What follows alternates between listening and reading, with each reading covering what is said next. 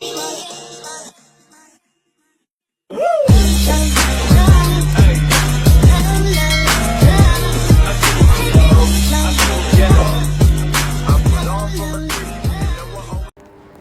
Welcome back to my channel. So ಇವತ್ತು ನಾನು carrot halwa ಮಾಡ್ತಾಯಿದ್ದೀನಿ. ಅದಕ್ಕೆ ಇವತ್ತು ಏನೇನು ಬೇಕು ಅಂದರೆ ಬಾದಾಮಿ, ಗೋಡಂಬಿ, ಕ್ಯಾರೆಟ್ ತುರಿ, ಏಲಕ್ಕಿ, ದ್ರಾಕ್ಷಿ, ಹಾಲು, ಸಕ್ಕರೆ ಮತ್ತು ತುಪ್ಪ.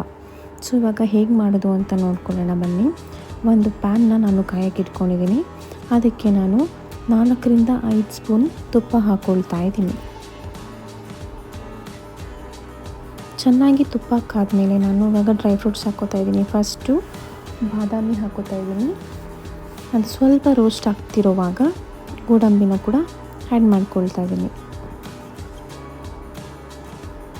ಇದು ಸ್ವಲ್ಪ ಕಲರ್ ಚೇಂಜ್ ಆದಮೇಲೆ ದ್ರಾಕ್ಷಿನ ಕೂಡ ಹಾಕೋತಾ ಇದ್ದೀನಿ. ಇವತ್ತು ನಾನು ಬ್ಲ್ಯಾಕ್ ಗ್ರೇಪ್ಸ್ನ ಯೂಸ್ ಮಾಡ್ತಾ ಇದ್ದೀನಿ.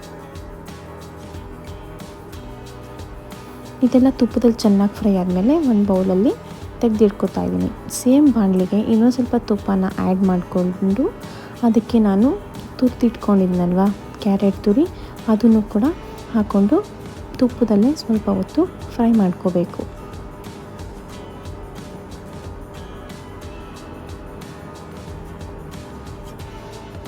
ಸ್ವಲ್ಪ ಹೊತ್ತು ಫ್ರೈ ಆದಮೇಲೆ ಇದಕ್ಕೆ ನಾವು ಹಾಲನ್ನ ಆ್ಯಡ್ ಮಾಡಿಕೊಂಡು 1-2 ಕುದಿ ಬಂದಮೇಲೆ ಬೇಕಾದಷ್ಟು ಸಕ್ಕರೆನ ಆ್ಯಡ್ ಮಾಡಿಕೊಂಡು ಲಿಡ್ ಕ್ಲೋಸ್ ಮಾಡ್ಕೋಬೇಕು.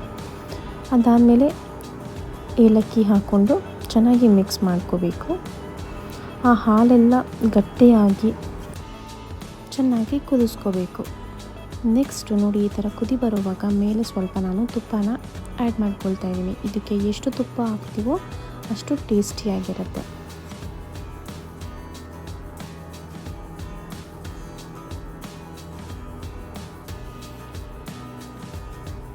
ಸೊ ಈ ಥರ ಕನ್ಸಿಸ್ಟೆನ್ಸಿ ಬರೋವರೆಗೂ ನಾವು ಚೆನ್ನಾಗಿ ಬೇಯಿಸ್ಕೋಬೇಕಾಗತ್ತೆ.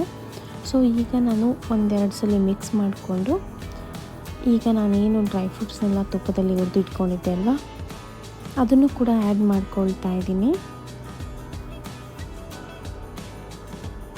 ಎಲ್ಲ ಆ್ಯಡ್ ಮಾಡ್ಕೊಂಡಾದ್ಮೇಲೆ ಚೆನ್ನಾಗಿ ಮಿಕ್ಸ್ ಮಾಡಿಕೊಂಡ್ರೆ ನೋಡಿ, ನಮ್ಮ ಸ್ವೀಟ್ ಕ್ಯಾರೆಟ್ ಹಲ್ವಾ ಸೂಪರಾಗಿ ರೆಡಿಯಾಗಿರುತ್ತೆ.